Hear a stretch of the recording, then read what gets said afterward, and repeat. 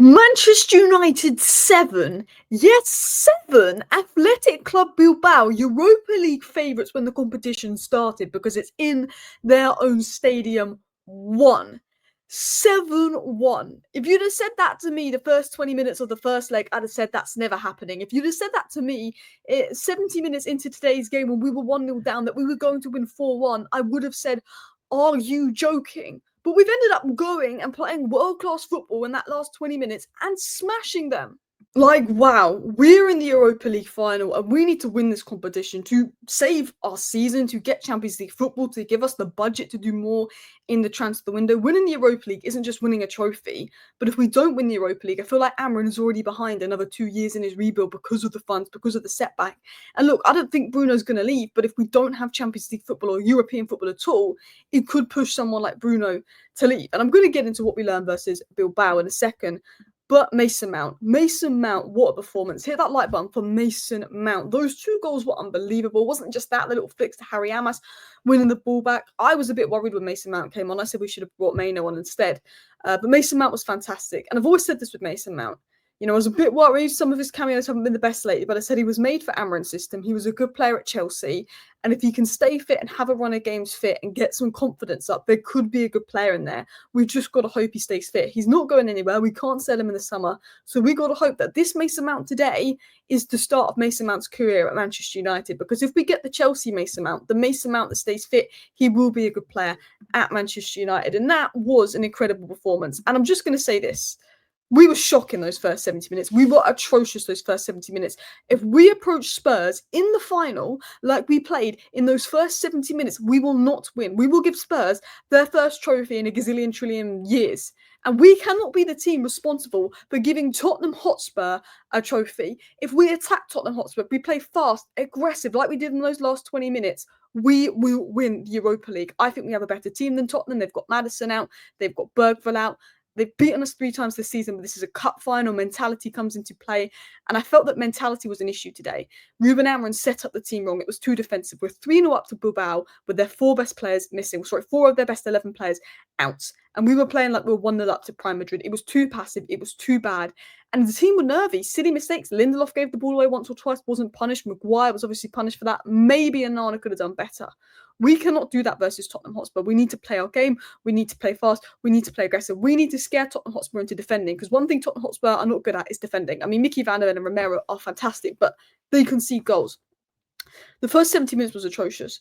The setup was wrong, and the subs completely changed the game. And what worried me was we needed a goal to get going. It was the nerves. We needed a goal to get going. And I hope we're not like that in the final. I hope we are more calm. We've got Bruno Fernandes. We've got Casemiro. We've beat Bilbao, who are better than Tottenham. They were the favourites to win the competition. And although it wasn't easy, despite winning 7-1, it was not easy. Let's be honest. We beat them. We've got to win this comp. But let's get into my notes. I think, first of all, Leny Yoro is elite. Leny Yoro is elite. I've seen enough of Leny Yoro to say he's going to be a world-class centre-back. He's going to have a world career. He's going to be a top 5 centre-back in the world. Maybe I'm overhyping him. Maybe I'm getting overexcited. But he's going to be a top 5 centre-back in the world. He is so good. Yes, it took him a while to settle in. But what do you expect from an 18-year-old that had 3 months injured in a new league, a new country, a new language, a new system? The manager that signed him never even got a chance to play him. Phenomenal. The subs, phenomenal. Changed the game. Way too passive in the first 70 minutes. We've got to go to Spurs from the start. Mount's best game in the United shirt by a long way. Casemiro steps up again. Ahmad, electric. When Ahmad came on, taking on his man, putting crosses in the box, electric. Bruno Fernandes, I want him starting as an 8, not a 10 in the final. I think we're better whenever Bruno drops deeper. I get you want the defensive stability of Casemiro and Ugarte, but we're better when Bruno drops deeper. Maino brought much needed control. I think he should have come on earlier. I would have brought him on for Højlund. When Maino has the ball, he doesn't give it away. And we kept giving the ball away stupidly. And that's why I felt this game was crying out for Maino. I don't think it was Garnacho's best game today. I've been praising Garnacho. I think he's been a lot better lately. But today he was wasteful. He should have scored. He 100% should have scored today. He was wasteful. But that's what you get for a young player. You've got to remember he's 20. It's normal for a young player to have good games, bad games. Yeah, glad Højlund scored, but he was wasteful. His hold-up was atrocious today. If Højlund didn't score today, that was a 4 out of 10 performance. 2 out of 10 performance. It was poor Højlund.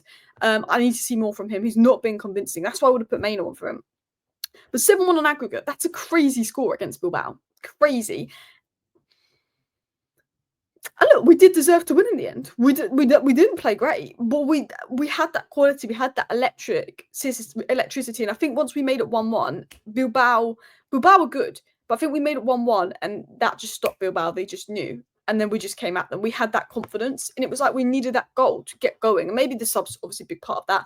I liked Amas. I thought Luke Shaw did well, but Mount and Ahmad, particularly Mason Mount, were the two like impactful ones. But Leny Yoro, man, he's an absolute joke. Absolute joke. He's so good. United Europa League final, 0 shots on target in the first 70 minutes, lifeless. We cannot do that in the final. Bilbao missing several starters, and to play as passive as we did was worrying. But look, I'm not going to be negative. We can talk about that in more detail in my live stream tomorrow. We're in the final! Let's enjoy it. Okay, Leny Yoro, man of the match, baby. Calm under pressure, won his duels, cut out attacks, even grabbed an assist. Fantastic. The way he was dribbling the ball and carrying it forward, he looked like our most threatening player at times in those first 60 minutes. Good under pressure, won his duels. Fantastic. His growth under Amorim has been immense. I think he just had to learn how to play in a back three.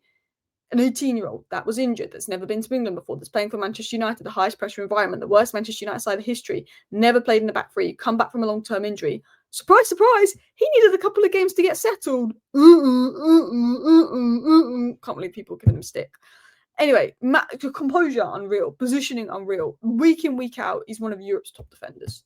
This is what I said to him. Leny Yoro has been unreal today. Our most composed player, defended brilliantly, so organised, great assist. Crazy that people give him stick. An 18-year-old who came to a new country, missed the first few months injured, new manager, first time playing in the back three, and some wrote him off after 5 games. Leny Yoro is a world-class talent. He is unreal for his age. These last 3-4 months have been amazing. Leny Yoro is a joke. For his age, his profile, Leny Yoro is a player you build around.